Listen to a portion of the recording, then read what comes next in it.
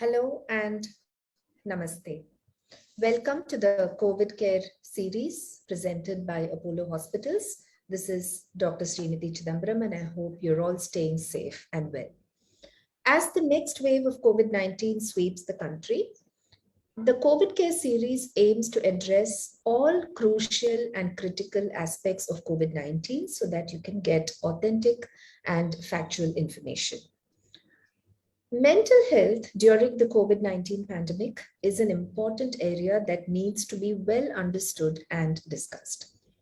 But the dimensions in mental health have changed since the beginning of the pandemic. In the earlier waves, we did not know so much about the virus, and there was so much of confusion about the treatment, about the disease itself. There was fear for life, fear of the unknown, panic, anxiety, lockdowns for the first time, hampering normal lives. And of course, there were people affected by COVID, and the families had to cope with that as well as sometimes grief and loss. Today, we know more. We know that there are treatment protocols, there are vaccines, there are infrastructures which are better, treatment protocols are firmed up, and also the current wave seems to be milder. But the stress is still there because we really don't know what this wave will be like. What will the next waves be like? Will there be a next wave? Will the vaccines work? So now we are somewhere between, living with the virus, the new normal, and still being a bit nervous and troubled. There is not only work from home, there's also work as usual. They're both happening. Employees worry about their workplace, catching the virus at work, taking it back home. And it might not be all joy at the workplace either, because there's often a lot of worry. The atmosphere is colored by tension, insecurity, and fast changing situations. We are at the new normal now, living with the virus, so we must decipher ways to also be mentally healthy when the virus is still among us and has not been totally eradicated. Such a complex web of emotions and psychosocial factors, especially at the workplace, need to be addressed. And so I'm very happy to welcome Dr. Namita Singh today to talk about COVID-19 and mental health, the workplace psychosocial risks, impacts, and mitigations. Dr. Namita Singh is a PhD with specialization in neuropsychology. She has been very fortunate and has had the unique experience of working in diverse places like the Defense Institute of Psychological Research, one of the premium labs of DRDO, the Army Hospital Delhi Cantonment Psychiatry Department at the Government Medical College and Hospital Chandigarh, consultant and faculty member in many universities in India and South Africa. And currently, she's a consultant neuropsychologist at Apollo Hospitals, Jubilee Hills, Hyderabad. Her special areas of interest are wide and include neuropsychological rehabilitation of traumatic brain injury, management of individuals with stroke, counseling for substance abuse, addictions, psychological issues like anxiety, depression, suicide prevention, and many more. She has been actively involved in many public mental health and hygiene awareness programs. Hello, Dr. Singh, and welcome to this very important session. Not much talked about, but very, very important. We are eagerly looking forward to your insights. Over to you. Thank you, Dr. Srinidhi. Namaskar. I welcome all of you attending this session and maybe watching it later. We will be talking about mental health scenarios at workplace and in our homes. By now, we have seen a lot of changes in the last 2 years, and the changes are still on. So the first sentence I would like to make is, change is the new constant. And the sooner we accept it, the better we adapt and accomplish. Currently, human behavior is at the heart of the biggest issues with which we grapple. Health and well-being, very much hesitancy around some groups of people regarding vaccination, wearing masks, understanding the limitations in terms of healthcare providers giving the best of their ability, misinformation. inequality, climate change, and the future of work. All these have been a constant evolving scenario over the last couple of months. But what many of us still do not realize, or rather foresee, is that human life and history is being rewritten yet again, and many of us do not have a whiff of it. There are immense, unmeasurable impacts of health outcome beyond COVID. Mental health crisis, or rather a tsunami, is surging. More than a few million children are out of school, leading to a learning loss and a huge gap in their experiential survival, as in terms of growing teenagers or young adults. In these few months, more than 5.5 million children have been orphaned, and the developmental process for their life has changed. Grief processing is really a multitude level of intervention which is required, which any of the country is not being able to provide to its population. There are few crores of people, few millions of people who are at risk of extreme poverty in coming few years. Increased risk of violence, threatened cohesions, and deepening social inequalities, would be a very important part of every continent and country's landscape. So, what do we have around us? I wouldn't be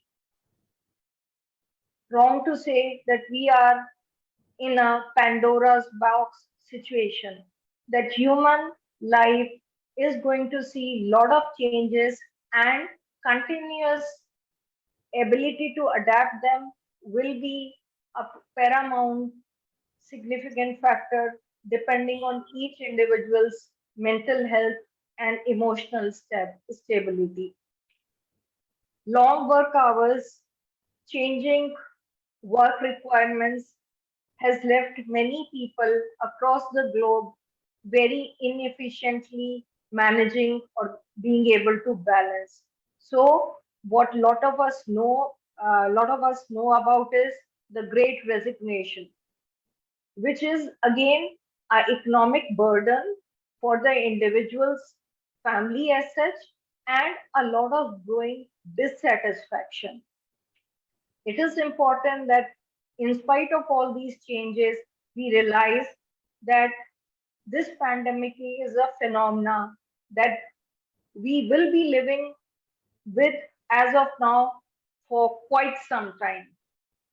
Whether it's the third wave or the fifth wave in some countries, the virus, its impact on humanity is going to be a creating marker for each individual's ability to adapt, adjust, adapt, and evolve. So, acceptance and adaptation, the ability to be able to adapt, is important for individuals to pay attention and take in cognition. Thank you. Thank you. So could we begin by, also discussing particularly about COVID-19, what are the ways in which it can affect our mental health? Yeah, that's a very important aspect, that although we have been, as you mentioned, that we got understanding around lockdowns, limited social interactions, limited ability to change our work systems and work culture.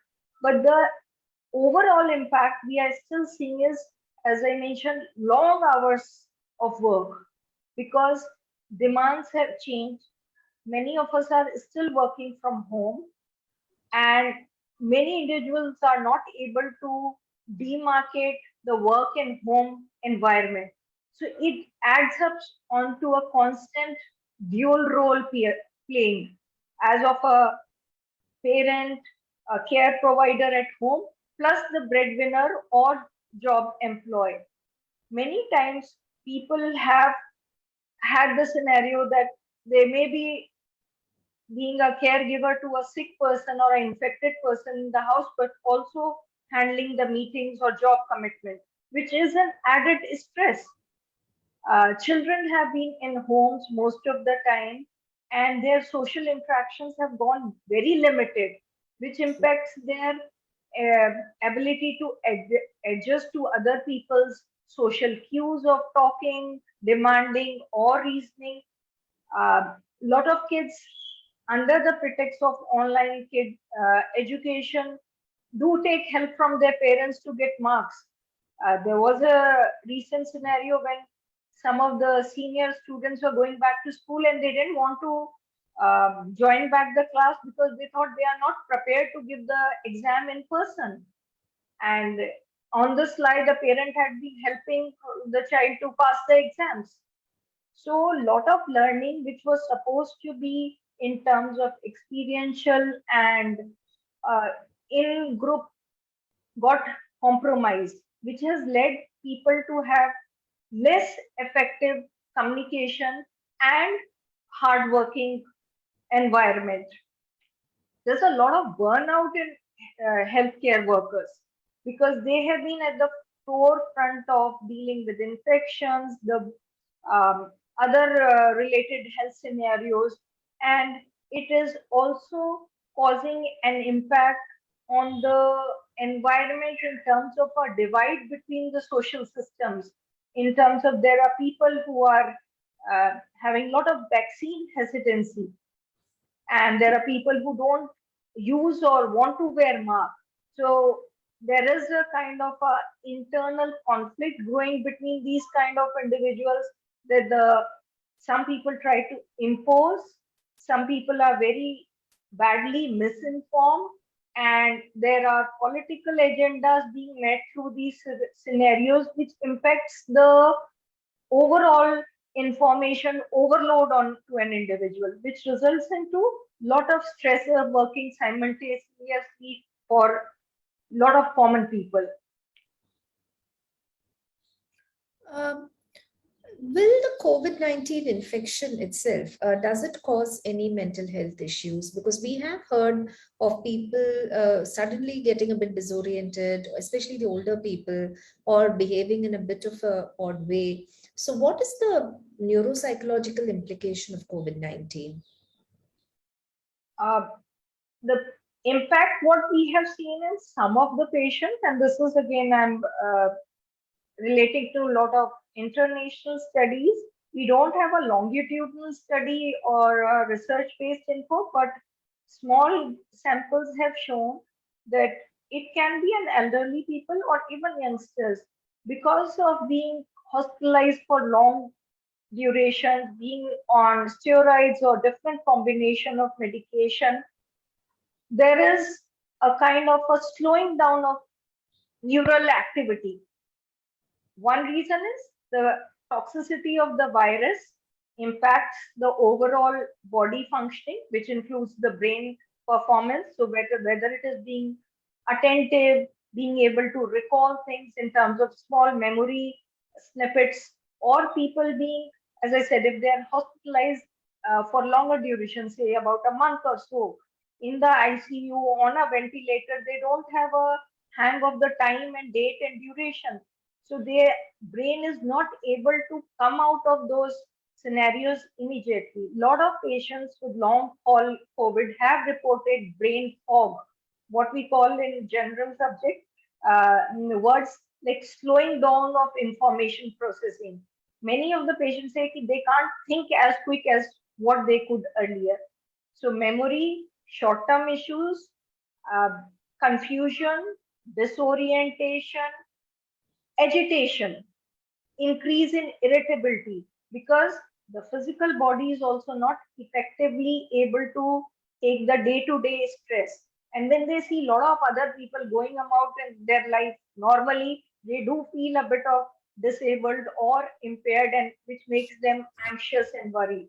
Anxiety and depression has been a big byproduct of COVID-19 pandemic, because as you mentioned, a lot of people hesitate. Will I get reinfected? Can I infect somebody in the house? Or am I going to have an interaction in some social gathering? So these kind of scenarios put a constant stress, and stressor is a predominant factor for any kind of mental health issue. So now let's talk a little bit more about the workplace and jobs itself. So how does one deal with right now, as I said, it's not exactly all work from home. There are some companies, some industries where they're still working from home, but at the same time, there are a lot of others where everything has really opened up also. So the situation is very fluid. So what advice would you give for an employee, whether first of all, let's talk about working from home. Those who are still working from home, how should they cope, or how should they address their mental health? So I use an analogy in this scenario, that many of the people who were working in office, they have been put into a unplanned, hastily driven experiment by Mother Nature, and they've been forced into working and changing their systems by being in the home environment. So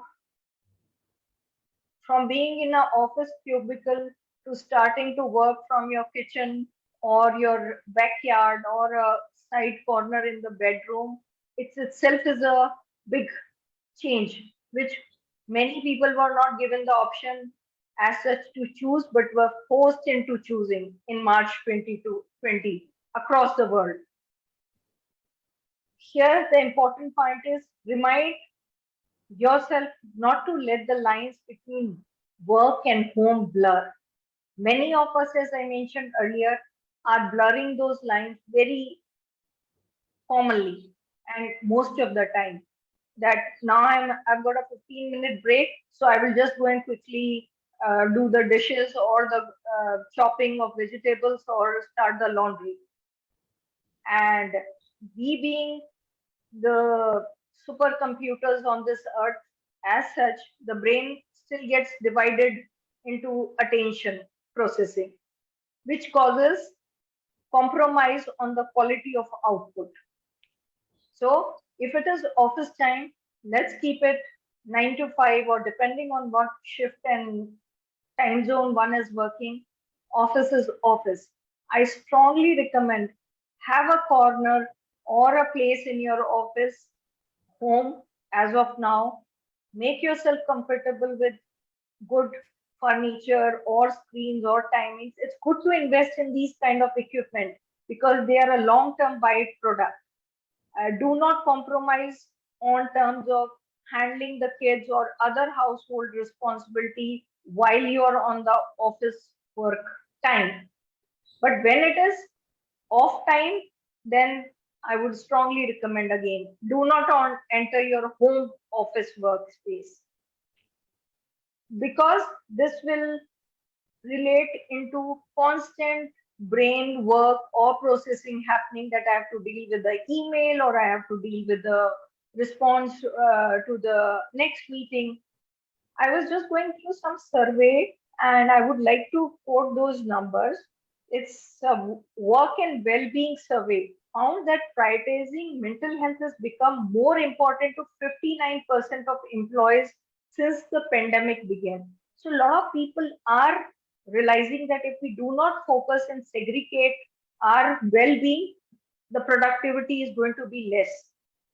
Employees of Microsoft suggest that 41% of workers worldwide are considering leaving their current employers, which is a big number. The Texas A&M University Management professor Anthony Cole, he coined the term Great Resignation.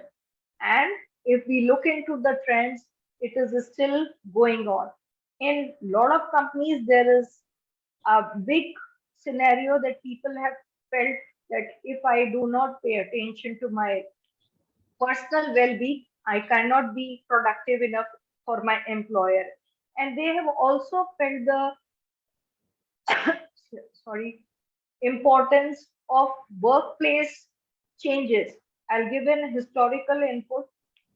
In 1918, when the Spanish flu struck a lot of regions, the work conditions were miserable. It led to a change of employees being getting the benefit of being insured, better hygienic and sanitation conditions were provided. So I also see that this temptation for a lot of people to just restart, reopen, and go full bloom as it was yesterday is going to be a challenging scenario because workforce will be limited. People will be taking more time off to be caregivers or take mental health related breaks. There are a lot of organizations who are already doing these kind of facility that employees are employed allowed mental health week or days off other than the normal health structure days. So these kind of things have resulted into a change. There has been also a global drop of women task force being unemployed because women playing the dual role of a employee and a caregiver results into added responsibility. So there was another survey that employment for women dropped 4.2% between 2019 and 2020, while in comparison, only 3% men dropped out of workforce. So these disparities are again going to have an impact on the financial well-being of the family. What about people who have returned to work? So what could they do to make sure that they're not stressed at the workplace? Very simple do's. Do not dwell too much on information overload about the pandemic in deep discussions and under political influence. That's human behavior to connect through miseries. We have known through the races, but when we get personally involved in these kind of discussion, it is a major stressor and segregation for connectivity with people. It's important that you take the basic precautions. I would strongly recommend as a health professional that if there are people or individuals around in your family, social circle who are still having vaccination hesitancy or problems in procuring access to good health care, support them, educate them, reach to a professional to get that guidance. It is not just about that I survive for myself. This pandemic is also an eye opener that along with me, I have to take care of my near dears and bigger social circle. So it is important that when we are meeting in new work environment, we discuss healthy options. We discuss positive well-being. There are a lot of stories across the internet and in social clubs and media that how people have helped each other, whether it was education or a child's project or helping the downtrodden. And these stories are very empowering to the human spirit. I would reiterate that all of us have extreme resilience, but resilience, if I have to define, is the ability to bounce back. That should not be confused with taking chances. Giving example of youngsters, many of them feel inhibited and socially isolated because of limited access to partying, clubbing at a given time during lockdown. But I also at that time said, and I'm still reiterate that there can be lot of activities through the internet across the world where we can bring out lot of positive thoughts and well-being methods. So there was a group of educated IT professionals which I know about. And what they did is, one of them, taking permission from the concerned authorities, set up a small uh, screen system in a lower strata community. And they started teaching the kids small dance steps around.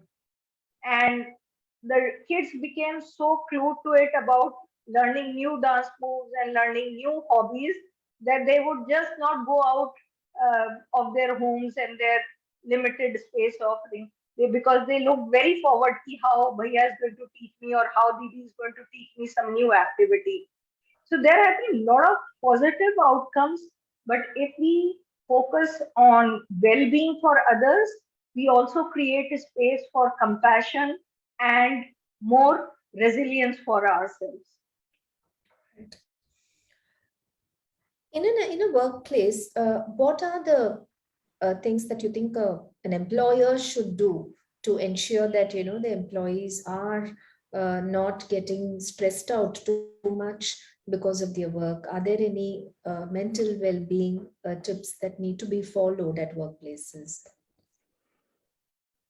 Hybrid work option is going to be a call of the day, demand of the day. So a lot of employers should give that option to their employees, that yes, some important meeting all the supervisors or workers have to attend, but give them that an option. If they are not required, they can still work from home, because forcing everybody will result, as I said in the beginning, of people leaving the jobs or looking for options for other businesses. So now there's also a phenomena that a lot of individuals, especially in the younger age group, will be doing gig jobs. So part-time, they don't want to be totally bound to our office routine, because during these pandemic, they have also explored many other hobbies or options of surviving financially, physically. And these newfound freedom or choices are going to be imperative in their life decisions. So if we are going to be a bit happy to accommodate these kind of changes, we will have a healthy workforce, because as I said, the transit mode is still on. If we are going to be very strict about regimes, if we are going to be strict about timings, yes, some job profiles do require regular timings and manning or holding the certain platforms, but where flexibility is allowed, daycare options for kids with a safe environment, homeschooling options available. The If it is a working mother, if she has an option that 5 days she can work from home and alongwise maintain the home environment for her kids' learning and growth pattern, she will be more contributing rather than she worrying about taking the virus back home. There have been cases where a lot of parents have been in frontline workers, and they have been isolated from their families for months together, which has caused a lot of anxiety to young growing children. There have been bereavement in the families where people have not been able to really process their grief, and the employer wants them to get back. So these kind of things, there should be ideally a common platform once a week, once a fortnight, for people to express their genuine emotions. And somewhere the stigmatization around being emotional for a man or a crying woman have to be lowered down. It doesn't need to be a macho figure to be holding all the stress and emotions and then bursting out suddenly. So these kind of behavioral acceptance, talking about mental health, it's okay to be anxious. It is okay to be depressed at times. There are people who do not express these to their team supervisors or leaders, but sulk and their work performance gets compromised. So if these small pointers are taken into consideration, an emotional club once a week, even if it's a Zoom coffee meet, where not work is discussed, but personal choices or personal learnings are learned through the pandemic time, will bring a lot of outlet for people and a greater bonding and dedication to work as such. Let's now take a couple of questions which are coming on the live feed. Sure. So, how do I promote the emotional health of my children as schools are reopening and they are going back to school? A very basic developmental process for kids is that because of pandemic, adults have been working from home and the kids' routines are compromised, which affects their emotional, physical, neurological growth and development. So, first and foremost thing I want to emphasize very strongly is routines. Routines bring rhythms, and rhythms bring stability in a child. So, when we teach them simple masking or hand wash, if it is done by the adult regularly, it becomes a role mirror image for the child.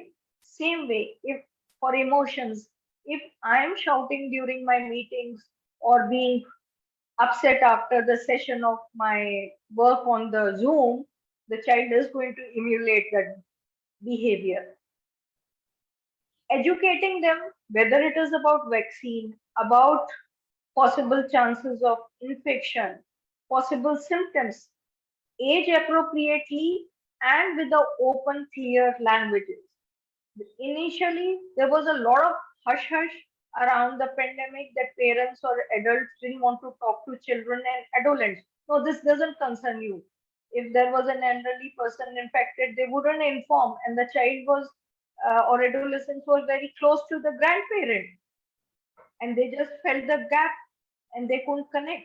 So, youth and youngsters, adolescents have been deeply impacted, as I said earlier, because of the social isolation, the changed demands of the education system, their inability to make wider choices, whether it is about studying, playing, or meeting up with friends.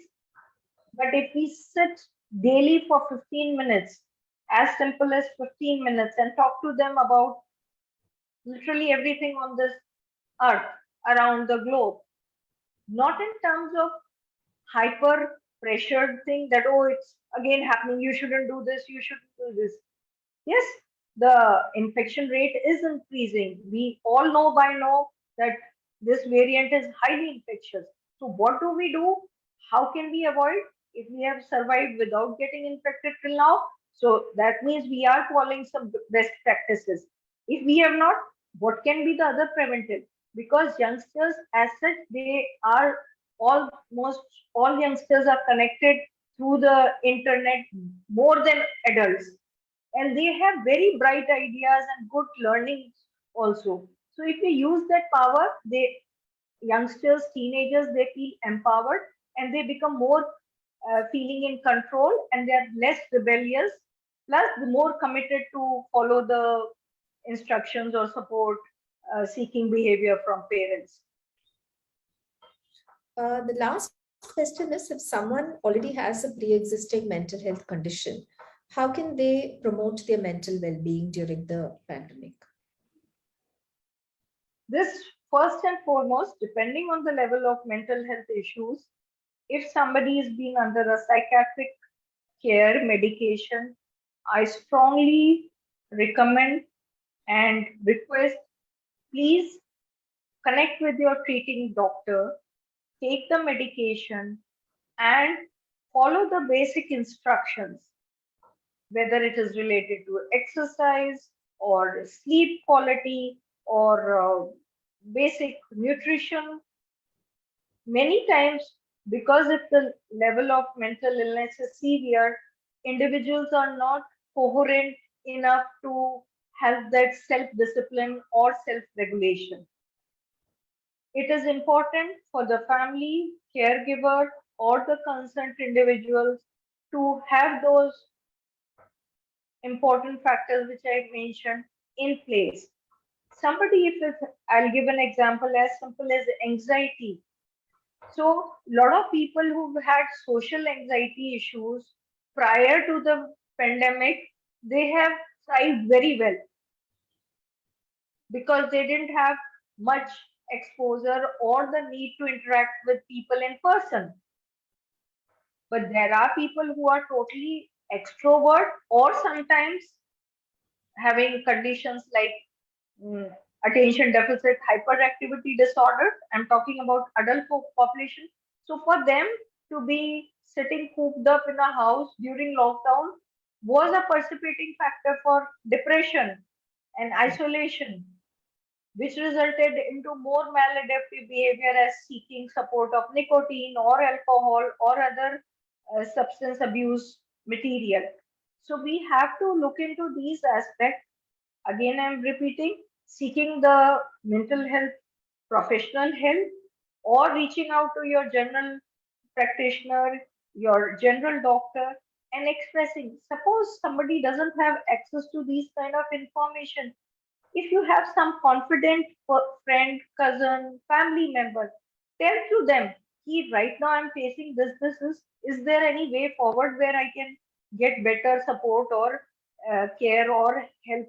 So, basic as letting out your internal turmoil, internal stress, the self dialogue which we keep on having continuously can be a exacerbating part of the mental health issues. So if we have those kind of scenarios, it is important that we make a connect point with the required professional. It can be a psychologist, it can be a psychiatrist, it can be a general physician, or even the community nurse or the community leader if they understand the scenario. But make that reach out. There are a lot of 24 into 7 good helplines. Use the internet power to reach out and let out your boiling emotions so your quality of life improves. Absolutely. On that note, we come to the end of our session. And thank you so much, Dr. Namita Singh, for this very, very elaborate and very useful discussion. So viewers, I do hope that you found the session useful, and it is important to talk about mental health at this time of the pandemic, which just seems to be going on and on. It is often overlooked, but I hope that this discussion has given you the awareness that mental health is very, very important. There is a mind-body connection, and there is always help available for expressing and resolving all your mental health issues. So do not ignore and stay calm and deal with COVID with confidence.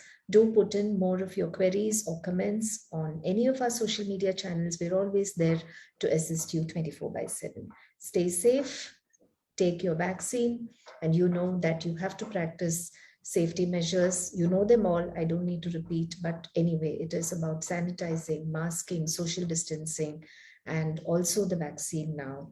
Take your precautionary dose if you're eligible, and stay safe, stay smiling, stay well. Thank you and namaste.